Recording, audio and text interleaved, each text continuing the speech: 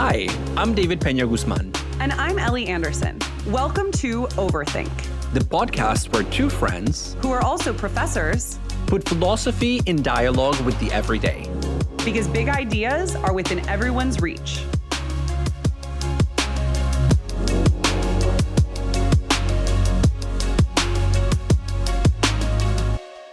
Ellie, more than anybody else that I know, you are obsessed with Gen Z. And I want to know why, because you're obviously not one of them. I'm not one of them. I am firmly a millennial, as are you. I think it's less about Gen Z as a generation, although, no shade to Gen Z. I think there's lots to say about why Gen Z is a super interesting generation. But I think for me, it's more about feeling for the first time in my life that I am not on trend. I knew it. You're like, I'm really interested in Gen Z, but it has nothing to do with them. It's all about me. No, it really has to do with an existential crisis. And it's not around aging because I still feel pretty young. Luckily, we're in a discipline where we're still among the youngest professors. But I think it has more to do with just the feeling of not being on the pulse. I had this moment this must have been right after the vaccine. So it was probably April or May 2021. And I went to this flea market in Hollywood, the Melrose Trading Post. This flea market's been around forever. Oh, you've mentioned that to me before. I probably recommended it to you. Yeah. It's somewhere that I've been going to since high school. Oh, wow. And it just has a bunch of vintage clothes and vintage furniture and stuff. And it's like a fun place to go if you're visiting LA. And so I went there May 2021 or something. And for the first time ever, I felt like really out of place. One of the reasons that I like the Fairfax flea market is what the real LA OG locals call it, but it's technically called Melrose Trading Post. The millennial OGs in particular. Right. Yeah, here we go. The episode's already starting with millennials asserting superiority over Gen Z. You thought this was a philosophy podcast? No, it's just yet another pop culture hot takes podcast. But so I'm used to going to that flea market and understanding the visual culture of people's outfits. It's very much a place for young people to see and be seen and to wear interesting styles. And I feel like I've usually had a sense of myself relative to that kind of pecking order. Like, oh, my outfit's cool. Or yeah, you know what? Not so hot today, but that's all good. And I just felt really out of place. I was like, I vaguely suspect that these new teens taking over my old turf would think that I do not have cool style. Well, yes, they would say that. You don't have to confirm that, David. I'm speculating here. Also, you have in other episodes admitted that you're not into fashion. So I'm going to go ahead and discount your opinion here, even though I think you have really good style. But I would actually challenge you on your earlier claim that this has nothing to do with aging anxiety, because it seems like you fear aging out of the world of fashion, which is notoriously youth-oriented. Maybe, but I think that's less on the surface for me. It's really about a fundamental difference in perception and a feeling of detachment from the visual culture of youth, which is something that I had really been invested in my 20s when I was maybe what people would call nowadays an art girl or something, An going art to galleries, girl. Were staying you on an top artist? of trends. No, an art girl doesn't necessarily have to be an artist. Some art girls are artists, but no, an art girl is somebody who stays up on the gallery shows and the trends and all of that. Okay, I just have never heard that term, but go on. See, I think that's an on-trend term. I don't even know. So out of touch these days. It's we don't really know where this conversation is going because that's how out of touch we both are. Me through just passive inertia, you through whatever events in your life have led you to no longer be the in-girl at this flea market. This is such a weird and so bougie story. I kind of hate it. But one thing to add to it, because the point here is really just about a shift in perception and a sense that I no longer have intuitive sense of what looks cool and what doesn't look cool. And I would say the same would be true of like what is cool and what isn't cool from the perspective of slang or like what people are talking about these days. So I'm using the example of fashion, but it extends beyond that. But one last thing to mention there is that part of it also is the fact that the fashions now are starting to cycle back to the first fashions that were cool when I was first cognizant as a young teen of fashion itself. And so I'm seeing people wear things that I was wearing as a teenager. Like, wait, what? And so then it's weird because I don't want to start wearing that stuff again because it feels like I'm cosplaying my former self. But I do have in, my garage somewhere some of these fashions that people are now resurrecting. Bring back the turtleneck. Bring back the turtleneck. Are they in? I don't know. David, oh my God. Yeah, no, dude, I'm not talking turtlenecks. Turtlenecks are classic. I'm talking like baguette logo bags. But I mean, Ellie, you use the term cosplaying, which is interesting in itself, right? Because it seems as if you feel like putting on these fashions, living by these trends, has an element of pretense or artificiality to it. Yeah. It just like doesn't come natural to you to go there. But you want to, yes. Yeah, it's that absence of intuitiveness. Yeah. Yeah, well, because then I wonder, is it a matter of retraining my perception to now fit the new trends? Obviously, there would be questions about whether I should do that, right? Like, I'm not saying that if I can, I should. But is it essentially about a difference in generations or age, or is it really just a matter of detachment from being in the swim of things and I just need to re-enter that river? Or might it also be about recognizing that what you once considered cool and trendy and fashionable is intricately bound up with questions of youth that in some way you and I can no longer fit back into, even if we were to re-educate our perception, our senses, our aesthetic tastes. It's one of those things where somebody once told me, just because you can still wear skinny jeans in your mid to late 30s doesn't mean that you should. So like, it just, there's something about that where I could wear skinny jeans, but it just doesn't look as great as it did when I was 19. Well, lucky for you, not only are you in your mid 30s, but skinny jeans are also very out. So you shouldn't even be wearing them if you're trying to be trendy.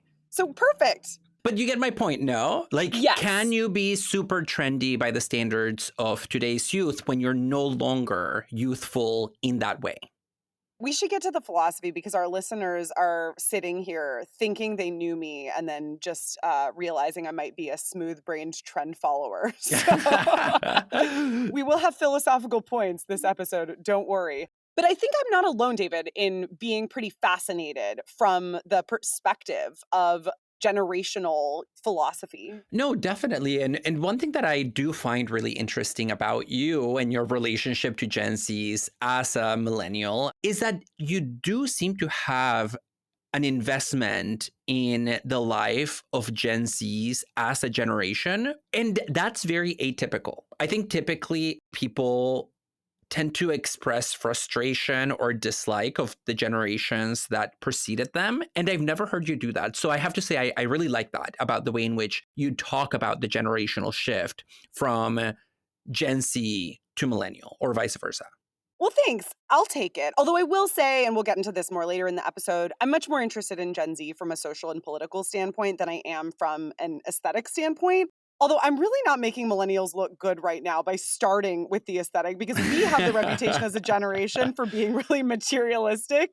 Even though I recently found out in researching this episode that boomers, people over 50 more generally, account for more than half of spending. So millennials are actually not spending that much comparatively, and neither is Gen Z. My mom is getting way more random shit from Amazon than I am. Well, just because we don't have money doesn't mean that we're not materialistic. In fact, that might be the reason why we are so materialistic as a generation, because we want to replicate the lifestyle of the boomers. It's just that economic conditions have not allowed us to replicate it. But the reason that I point this out is because I do think there is a pattern of generations often using the generation that preceded them as a scapegoat for a lot of their social, political, and economic challenges. And so there is this stereotype of what is called golden age syndrome, the notion that, oh, back in the day, things were so good, but now with today's youth, everything is going awry. And this is nothing new. Let me read you what a reader's letter to Town and Country magazine from 1771 had to say about the youth of the late 18th century. We're going way back. Oh my gosh, way back. The reader says, the youth are, quote, a race of effeminate, self-admiring, emaciated fribbles, end quote. That sounds like somebody... It sounds like something somebody on Reddit would say about Gen Z, but just with updated language. Yes, the whole notion of the snowflake that floats around. They're just queer snowflakes. Yeah, I know. Like, depending on your political beliefs, this is either an insult or just about the greatest honor. Like I am an effeminate. They're queer, gluten-free, sober snowflakes. That would be like what a Redditor would say about Gen Z. Yeah. Yeah. Well, it's the new effeminate, self-admiring, emaciated fribble. I want to stick with effeminate, self-admiring, emaciated fribble. Today, we're talking about Gen Z. How do we define generations? And do generational archetypes recur in cyclical patterns over time? How is a generation of emerging adults known as Gen Z disrupting existing social and political institutions? David and I bring on two members of the generation under discussion, our student assistants Anna Solomon and Sam Hernandez, to talk about it with us. Ellie, there are very few philosophers who write explicitly about the concept of generations, probably because it sounds a little pop psychology-y as a concept. It's like hard to define in some ways. Or like pop history. Yes, pop history-y. But one philosopher whose work I find interesting is the Spanish philosopher José Ortega y Gasset, who developed a Spanish branch of existentialism in the early 20th century that was deeply influenced by the phenomenology of Husserl and the existentialism of Heidegger. And he wrote a book in 1923 entitled El tema de nuestro tiempo, which was translated into English as the modern theme, which I actually don't like as a translation. I think a better translation would be the theme of our time, or the theme that is our time. Anyways, in this book, El tema de nuestro tiempo, Ortega y Gasset reflects on a really important historical question, which is, how do groups of people make an identity for themselves under specific historical conditions? And this, he says, is a question that has to be answered in terms of generations. How does a generation build a world that it can call its own? So like, how are we millennials disrupting the business world? And how is Gen Z taking over the flea market? Exactly. This is the question at the forefront of Ortega y Gasset's concerns in 1923. No, but Ortega y Gasset does say that we need to get clear about what differentiates one generation from another. And the answer to that is not economic or political institutions. So it's not that the economic and political world of millennials and Gen Zs is fundamentally different. It's not even a question of beliefs and ideas. Rather, it's a question of feelings. According to Ortega y Gasset, different generations are defined by the fact that they have what he calls a different vital sensibility, a different way of feeling the world on a fundamental level. A different vibe? Yeah, very much so, a very different vibe. And Ortega y Gasset is sometimes known as a philosopher of life because he believes that there is something like a life impulse that moves through individuals and communities.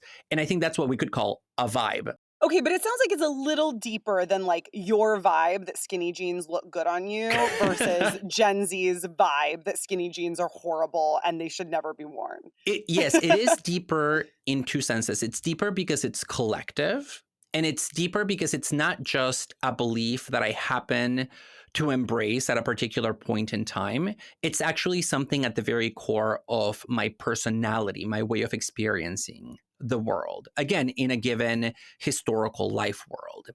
And so he says that each generation has to figure out for itself how to relate to the generation that raised it and preceded it, while at the same time becoming different from it, so as to create a world that reflects that vital sensibility that it carries within it. So, how do you fashion a world on the basis of the way in which you feel the world? And as generations go through this challenge, they have to negotiate two very different impulses that will pull them in opposite directions. What Ortega y Gasset calls a pacifist impulse, which is basically an impulse to keep the peace and follow the institutions and the social norms of the generation before it, and a militant impulse, which is an impulse to rebel and to reorganize the world and to revolutionize it. Ah, okay. This is fascinating because I have not read Ortega y Gasset on this point, but I have a pet theory that I've been shopping around at dinner parties lately, especially multi-generational dinner parties, that there's a weird camaraderie between boomers and millennials on the point of conformism. We Hmm. have tended as generations to want to live up to the status quo in different ways, right? Whether it's through millennial girl boss feminism or boomer NIMBYism. And then the generation between us, Gen X, and the one after millennials, Gen Z, have this strange camaraderie where I think that they are more rebellious. They want revolution in the case of Gen Z, at least, right? There's a lot of Marxist and queer members of Gen Z who really want to disrupt the existing political order and the order of gender. And then with Gen X, you have the whole kind of slacker 90s vibe of resisting the logic of capitalism and making it, which Mm. millennials just really doubled down on affirming in the way the boomers did. They were like, oh, yeah, the generation above us were slackers. We're going to make all the The money. money, yes. So it seems like the revolutionary spirit skips a generation, and millennials are the new boomers, and Gen Zers are the new Gen Xs. Yeah, that's my pet theory. I'm not about to write an academic paper defending this, but Well, I hate to burst your bubble, Ellie, here, but the top researchers on generational theory would beg to differ with you about the way you characterize boomers in particular. William Strauss and Neil Howe, who have written a number of books on generational change, say that boomers were actually a hyper rebellious generation that was critical of existing institutions. So they were not the complacent sheeple that you have presented them as. And the problem is that today we, and by that I mean us millennials, maybe, although we could include Gen Z as well, we tend to think of boomers as regressive, as conservative, and pragmatic to a fault, really. But there's another image of boomers that we cannot forget, the boomers who went to Woodstock. Those who launched Saturday Night Live, who partook in the civil rights movement, so on and so forth. And so they come to the conclusion that boomers are what they call an idealist generation rather than a complacent one. And they use as examples of this idealist spirit people like Angela Davis and Janis Joplin. I guess Angela Davis is a boomer, Of course, yes. despite being the darling of Gen Z. She came to visit Pomona, where I teach, a couple months ago, and it was like the talk of the entire week on campus, which is well deserved. She's an amazing thinker and activist. But wow, that's so different from the boomers that I hang out with. Well, in the defense of the view that you're trying to express, Strauss and Howe do point out that the boomers actually experienced a fundamental shift in their personality as a generation in the early 1980s during the Reagan years, when many of them gave up their original hippie idealism of their youth and traded it in for a more cynical yuppie realism, which is the realism of the NIMBY movement, right? Which you mentioned Yeah. earlier. And there's Yeah, this that sounds like a narrative I'm familiar yes, with. and they have this really funny passage in their book where they say that when Reagan became president, boomers went from j'accuse to jacuzzi. They went from political consciousness to absolute search for comfort and pleasure.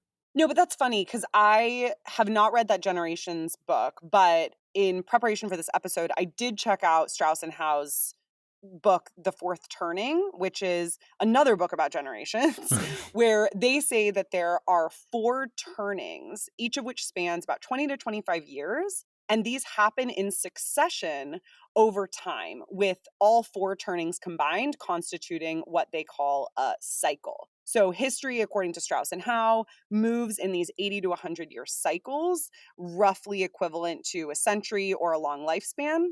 And within that, there are these 4 different turnings where there's a dominant ideology at work in each quarter.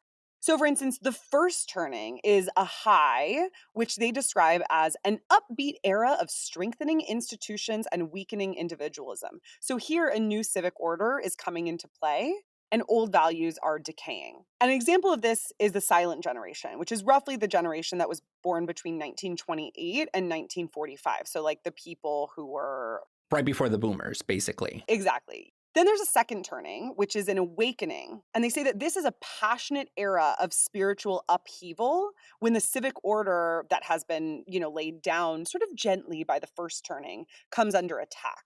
Here are the boomers. So that, I guess, speaks to your point, David, about the boomers as rejecting what came before them. And then we get to the third turning, which is an unraveling, which they describe as a downcast era of strengthening individualism and weakening institutions. That's got the Gen X slacker stereotype written all over it, right? And then we have the fourth turning, which is a crisis period.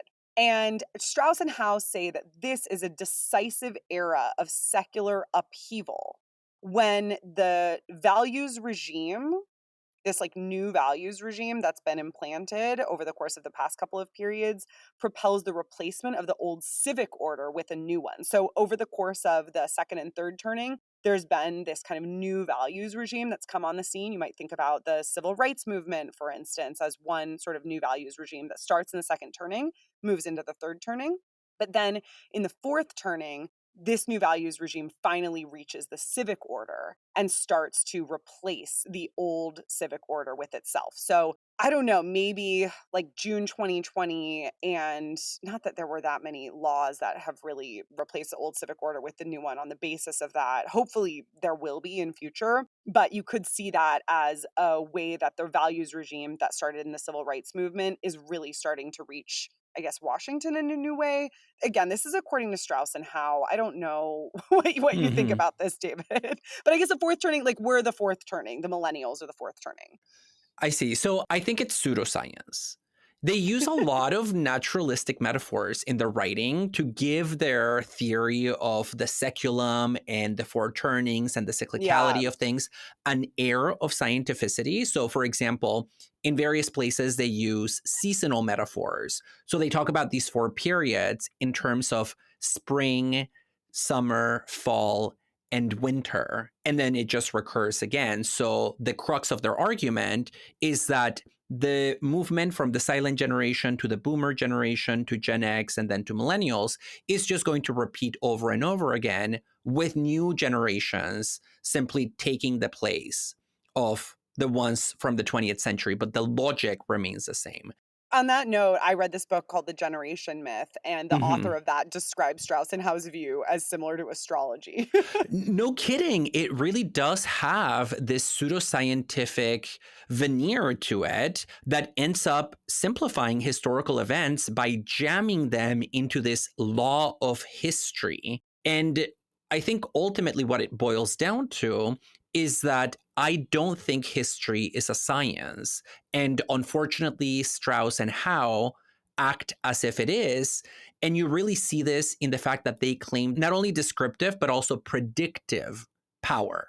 So based on this model, you can divine what's going to happen in the future simply by seeing what the next phase, what the next turning necessarily is going to be.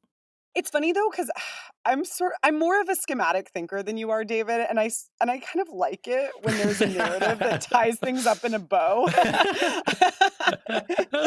And so the Hegelian side of me here, this side that wants to see history in terms of dialectical cycles, actually finds this very appealing.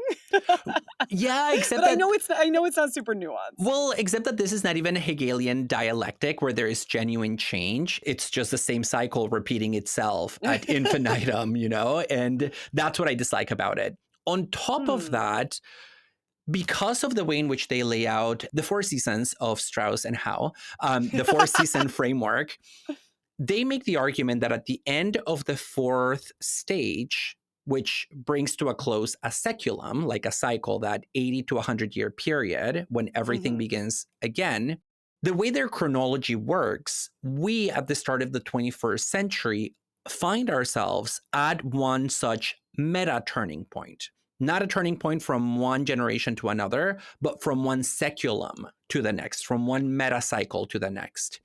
And what's really bizarre about that is that, according to them, those moments are always moments of cultural crisis and cultural decay, where the future of the nation is at stake. And so their model lends itself to what I would consider to be the possibility of appropriation by right-wing alarmists about the collapse, say, of American culture. And the reason I say this is because Politico put out an article not too long ago where the author points out that The Fourth Turning is one of the favorite books of Steve Bannon, who was Donald Trump's advisor. Yes. And my worry is that this critical take on history very easily lends itself an agenda of convincing people that that which unifies the nation, the community, the empire is coming undone at the seams. Oh my God. Well, let's stop speculating about the cycles of generations then and talk to some members of Gen Z.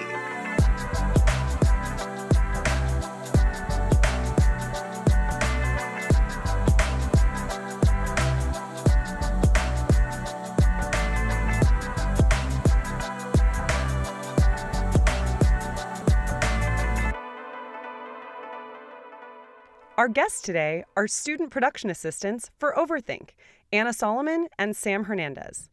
Anna Solomon is a junior at Pitzer College with passions for philosophy and politics. As the social media coordinator for Overthink in 2021, Anna created lots of great content for the podcast, even though she has mixed feelings about Instagram. Anna's originally from Boston and hopes to pursue teaching after college. Sam Hernandez is a second year at Pomona College, majoring in philosophy. For the past year, they've been working for Overthink, doing excellent episode research, writing up all the transcriptions of our episodes, and more. Originally from San Antonio, Texas, Sam loves to read and travel and hopes to become a philosopher. Sam and Anna, thank you so much for joining us. Welcome. Welcome to the other side. Excited to be here. Happy to be here. What are you and your friends obsessed with talking about lately? It used to be Euphoria. There was a lot of conversation about Euphoria when the show was still going on, but since the finale is over, I think the talk has died down. But definitely, like, when the second season was still airing, every conversation seemed to have some Euphoria reference. I just watched that last week. I binged watched it in 3 days, both seasons. Oh, wow. Oh my gosh. Yes. How's your mental health? Super good. I actually thought I was gonna hate it. I was like, I think maybe this is targeting a different demographic, and I loved it. I love AKA Gen Z. Yes, honestly, and I absolutely love the love story at the center of it. I thought it was beautiful. You ship Jules and Rue. I know. I just really wanted them to have a happy ending. Sam, you watching it too? So no, but I think the way I've interacted with it, I think demonstrates how much of a stranglehold it had. Like, I have little to no interest in the show, just not my thing, but it was such like a big event on like Twitter and in person that I would still read the episode summaries just to see what happened. So I could have like a passing familiarity without having to invest the whole hour, just to like stay vaguely up to date. Maybe we can begin there, because you are right that this show became just huge. And I wonder whether it became maybe emblematic of a generation. I'm curious whether you attribute the popularity of the show to maybe that. I think to some extent, yeah, but I also think there's plenty of shows about people our age that don't get the same level of popularity. And I think it's because, like most HBO shows that have like the base level of being well done enough to be impressive, it becomes at least semi-popular. And then this just happened to be about like high school and drugs, and that seems interesting, and more targeted to us, I guess, than some of the other stuff HBO produces. But I think most big budget HBO shows end up being at least pretty popular, because before Euphoria, it was Succession. It's interesting you mentioned drugs, though, Sam, because I was polling some millennial friends before this episode about what they wanted to ask Gen Z. And one of the questions was, why is everyone in Gen Z sober? Can you tell us a little bit about what the kind of relationship to substances is like among your...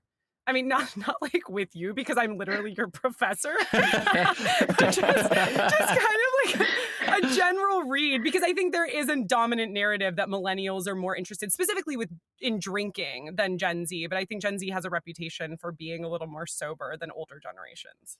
Yeah, I think it's interesting that you say that, because I think that one of the reasons why people were into Euphoria was that it projected a kind of like image of high school that we perhaps didn't live through, but like perhaps also thought we should have lived through. Because I think that one of the things that I talked a lot about with Euphoria is that like no one in my high school was doing the kinds of drugs that people in Euphoria were doing in high school. Fentanyl. Yeah. I don't really think we're less into drugs and alcohol. I just think that there's maybe like less experimentation. There's more of a culture of approaching things with the purpose of using them to have like fun, like using them as party substances, not as like experience substances. I not entirely sure how much I agree. A lot of Euphoria's appeal is, like Anna said, in projecting the stereotypical high school experience for Gen Z. It's our version of whatever forms of media that did kind of the similar big blowout parties for Gen X or millennials. And it's exaggerated to an unrealistic extent, but I don't know that I would say there's a complete absence. Like the public school near my house had a reputation for being heroin users. It was something Heights, and it was referred to as heroin Heights because like it was a common enough problem. And as to the sobriety, I think that we drink less, at least drink less casually. But I don't know if that trades off with other substances. Like I feel like our generation maybe smokes more weed than prior ones. Though that also might just be because I have less access to like the weed smoking side of millennials or Gen X. That sounds right to me, because when I think about my generation, it was pretty clearly compartmentalized into the goody two-shoes who just like got straight A's and never drank and never partied, and then the people who just consumed a lot of drugs and partied and were kind of the black sheep of the millennials. Whereas when I think about my students and some of my friends who are Gen Z, it's less compartmentalized in that way. And I think you're right that there's a lot more, for example, weed smoking across the board, maybe because the taboo is no longer there, maybe in the same way that it was in the early 2000s, late 1990s, when we came out of high school. It's funny, though, with the drugs. So I went to my high school's career day last week, and I overheard someone, I overheard some conversations among high schoolers. I was like, oh, I feel like the vibe has really changed since I went to high school here. And I went to an all-girls Catholic high school. And I talked to one of my friends about this afterward, and she was like, yes, I have heard the same thing. When we were in high school, it was a super straight-laced environment where people were not, doing anything wild during the school day. We were all just like, kind of like straight-laced schoolgirls. And then now with all of the Gen Z students there, it's like a queer free-for-all, and people are doing drugs and making out in the bathroom all the time. Whereas if you if you were making out in the bathroom at my high school, you would get kicked out because it was against the rule to have public displays of affection on campus. But the secret rule around that was that it was basically like illegal to be queer there. And so I feel like that kind of speaks to the way that the heteronormative dimensions of culture are really starting to split apart at the seams with Gen Z, in addition to the drugs part. But I'm actually curious more about the gender dimensions. I feel like Gen Z has a reputation for really wanting to explode the gender binary and the ways that people relate to one another sexually and to themselves. So could you say a little bit about sort of sexual identity and gender identity among your peer groups? I think there's the image of a lot more queer friendliness, both in regards to gender and Mm. sexuality. And I think that's true, definitely in comparison to past generations. But I think the idea of Gen Z being like really tolerant is kind of overblown, because I think it's more of a bifurcation than like a singular trend, because there's also an element of Gen Z that I think has become hyper conservative. And, there's the like discussions of like the alt-right pipeline, for example, and that's a very real thing that is enforcing it more so in the other direction than the casual centrism or conservatism of some millennials. Now, a lot of Gen Z conservatives aren't just like middle of the road milquetoast conservatives, they're like hardcore fascists almost. There's Turning Point USA, for example, I think is another example of that kind of move towards an alt-right. So I think on one hand, there is an expansion of possibilities in regards to gender and sexual expression, but I don't think it is true that Gen Z is the hyper-progressive generation coming to save the day. Hmm. I agree with Sam a lot. And I think that what Sam brought up with sort of the rise of greater tolerance and also a rise of people who express very intolerant political beliefs very outwardly, I think it's part of the same thing. Like, I'm not necessarily convinced that Gen Z is more tolerant of different sexual or gender identities. I think what Gen Z definitely is more tolerant of, and perhaps also just very interested in, is public performances of your identity. Hmm. So I think what you, like Ellie, what you were observing in your high school maybe wasn't a greater acceptance of queer identities, but a greater acceptance of people doing certain things that were once relegated to the private sphere in public.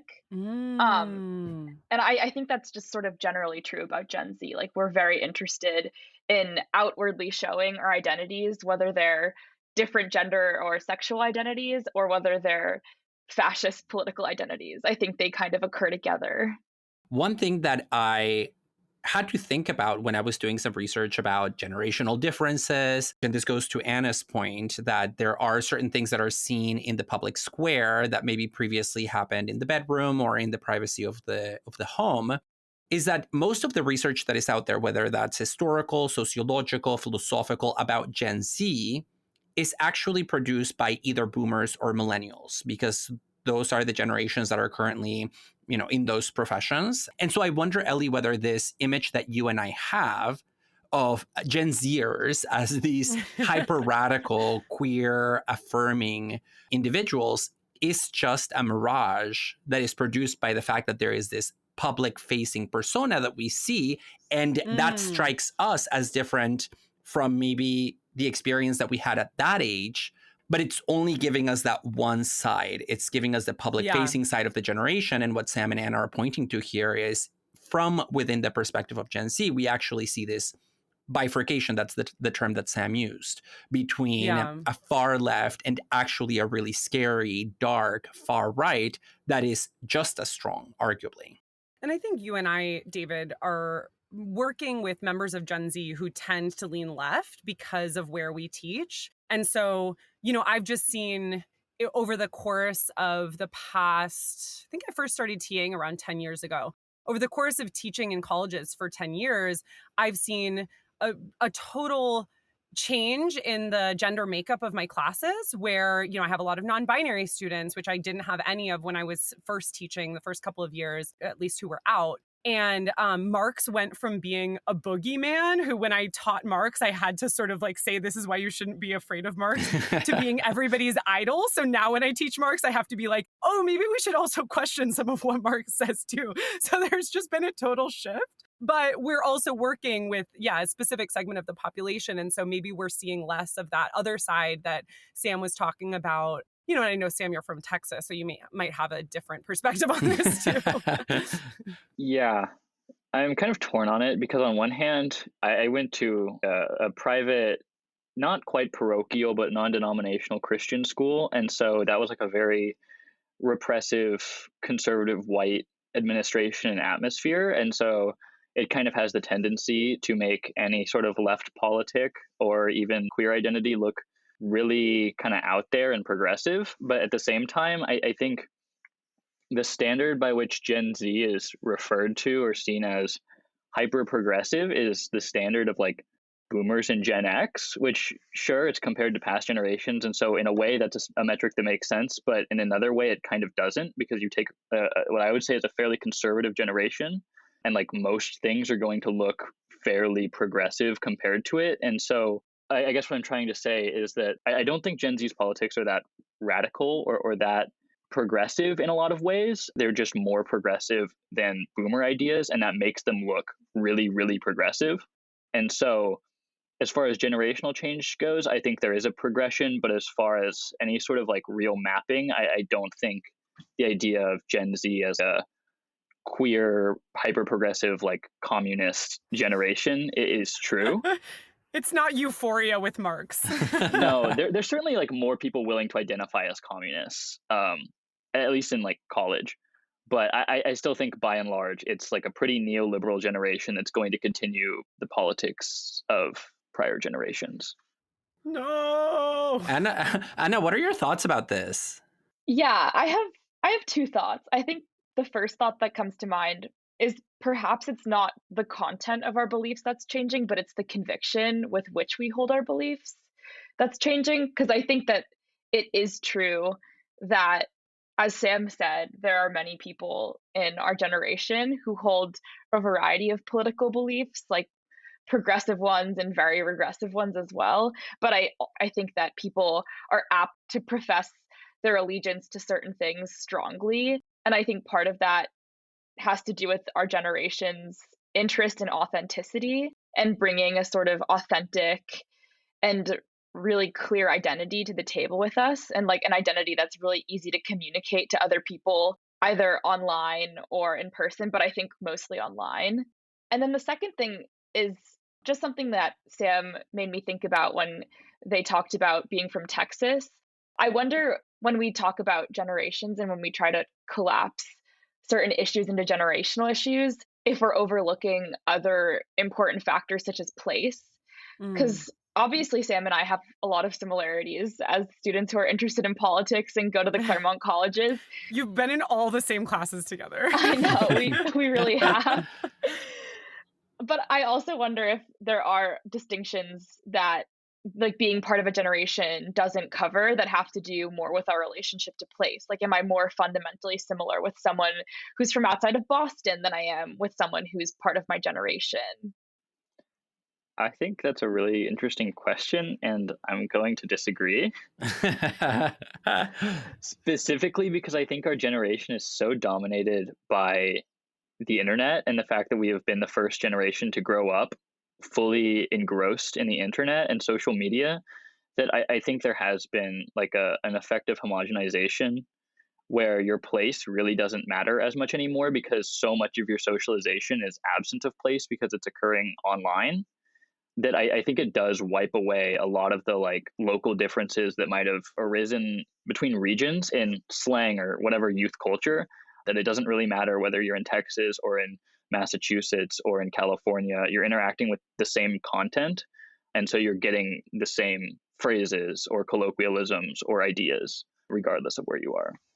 And that's so fascinating, because I think you have a two-way relationship to that media where you're also able to say things that potentially have a really big reach and to hear feedback on them. So I'm thinking about the equivalent for me, and David, I don't know what you might think about this, but I was obsessed with magazines when I was a teenager, and I'd read these magazines, and that was one way for me to get the sense of the slang and the fashion trends and the aspirational places to go, as opposed to a TikTok showing like, this is what the Amalfi Coast looks like. I was seeing it in the pages of Vogue and being like, I want to go there. But I didn't have any reach. I didn't have a Twitter. I had AOL Instant Messenger, and the only people you could message were your friends, and chat rooms didn't serve the same function of this public persona being out there? Yeah, I don't know. I'm somewhere in between Anna and Sam on this point, because I do see the internet and social media as having a homogenizing effect.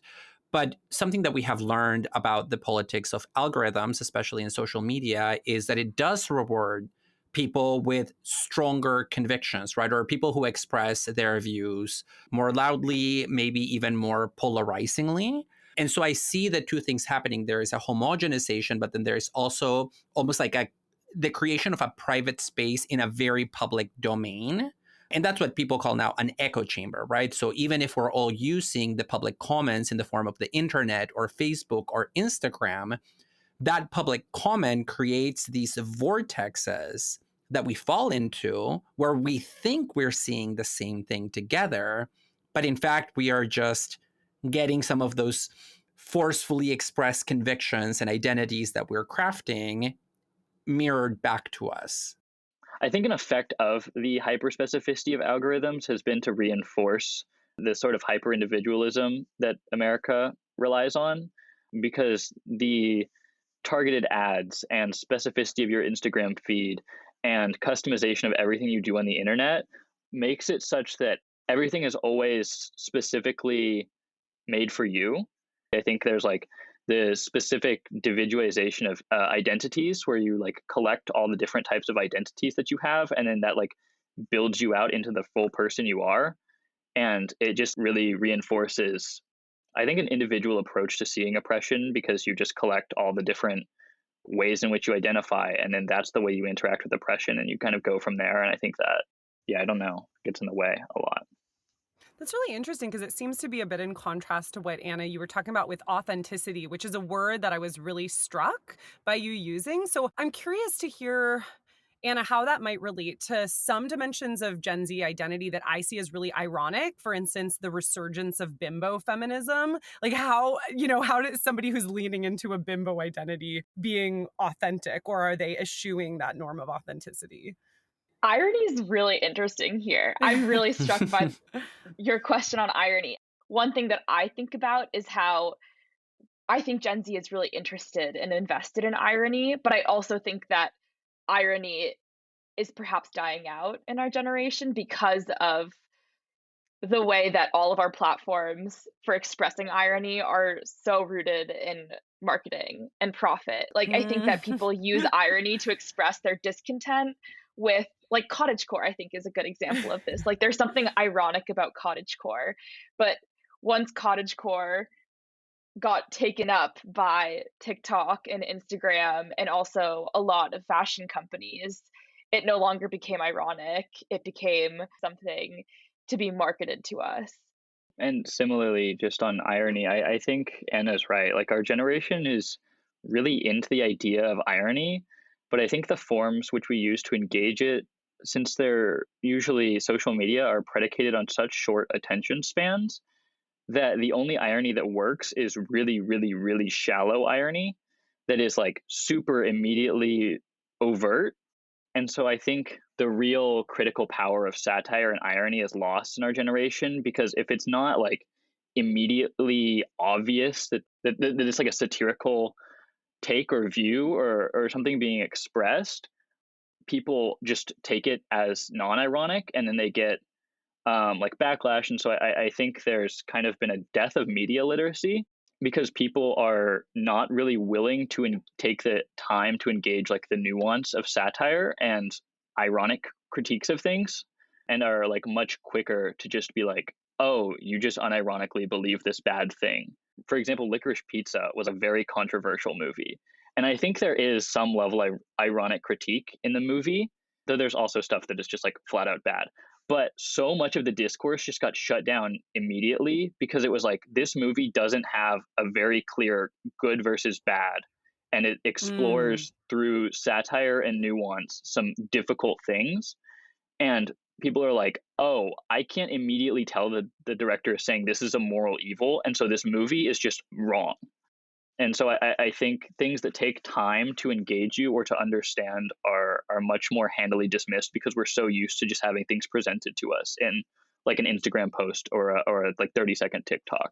I heard that in some conversations with millennials of people saying that they feel like Gen Z is judgmental. And so maybe that I think is part of it. And I wonder how much of that is related to social media and the virtual.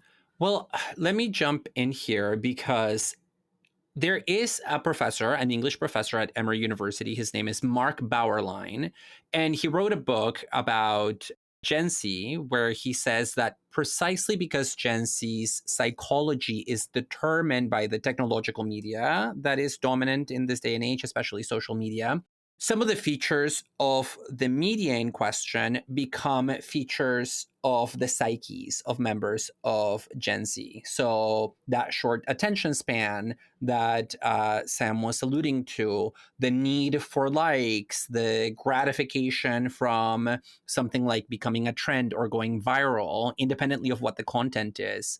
And so I here want to pose a question about technology, which is whether you think technology might be the best framework for thinking about Gen Z, because that is how Gen Z is typically defined, right? As the generation that was born already with the internet in place and who came of age at 12, 13, 14 already with social media. And there is this debate amongst boomer experts on Gen Z. That sounds like a weird thing to say, but boomer scholars who are interested in Gen Z, there is this huge debate about whether Gen Z is, as Bauerlein says, quote unquote, the dumbest generation in history because of the short attention span, because of the desire for sharing information rather than processing and interpreting, because of the collapse of close reading skills.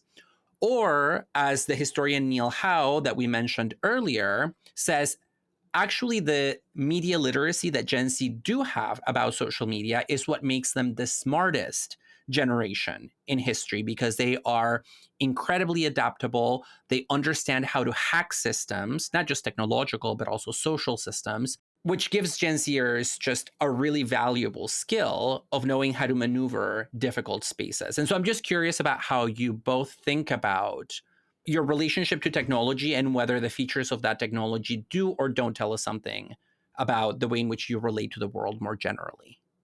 I don't think that our relationship with technology makes us dumber per se. I don't know. I just get really frustrated when I hear older folks like express their dismay with my generation because I know so many amazingly smart and fantastic people who are online maybe too much. But Mm. I think that there is a tendency to simplify among a lot of people who I know, and I think that that's a factor of having access to so much information at all times.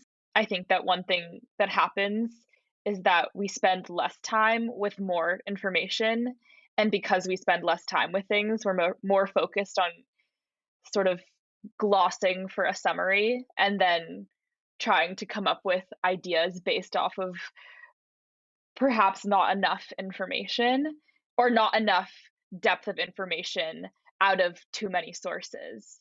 We can think about things in ways that are too black and white, which is exactly what Sam was talking about with licorice Mm-hmm. pizza. And I think it Mhm. relates really well to cancel culture, which I agree with Sam is a little bit overblown. Yeah. And I think this leads nicely to a final question, which I got from multiple people that I polled. And I think it's a formulation that is so classically millennial. When I asked multiple millennials, what did they want me to ask Gen Z? Their question was, what do you think of millennials? One person said specifically 34-year-olds. And what do you think we can do? Specifically. Specifically 34-year-olds. And what do you think we can do better? And by the way, 34 is the exact age average if you take Ellie's age and my age and divide it by 2. So we're implicated here very personally. The person who was saying this was 34. Anyway, that probably goes without saying. Let me just answer.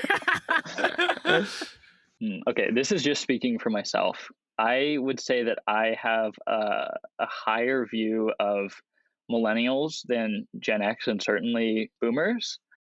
It might be like my Marxist sympathies talking, but I think that there is a way in which a common view of millennials is that they got the at least early stages of the discontent with the modern economy and rising housing prices and climate crisis, but kind of adopted themselves into a more liberal approach and embraced neoliberalism to some extent. And I think a lot of Gen Z, or at least the people I talk to in Gen Z, because it's obviously pretty multiplicitous, maybe look down or would prefer millennials to be a bit more radical than they are, and are a bit tired of like the millennial, like vote blue no matter who kind of hand wringing that seems to be the approach to politics.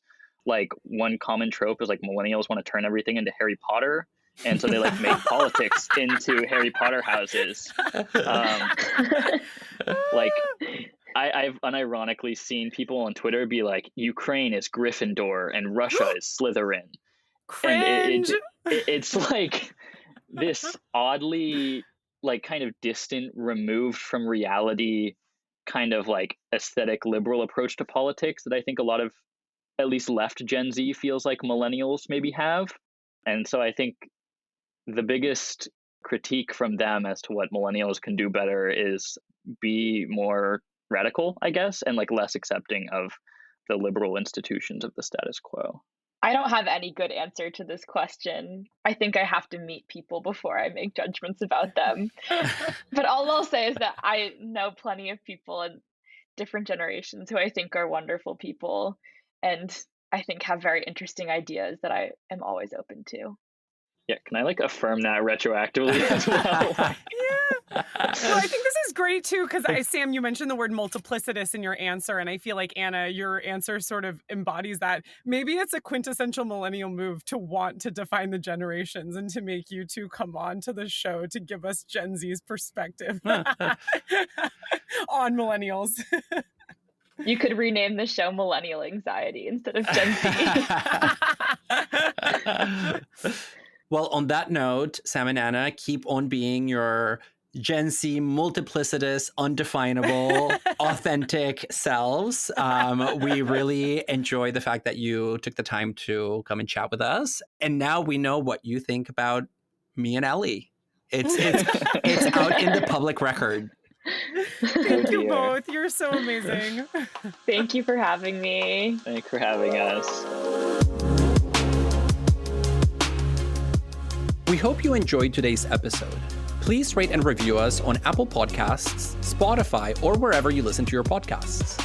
You can find us at overthinkpodcast.com, where you can email us with questions, feedback, or even requests for life advice. You can also find us on Instagram and Twitter at overthink_pod.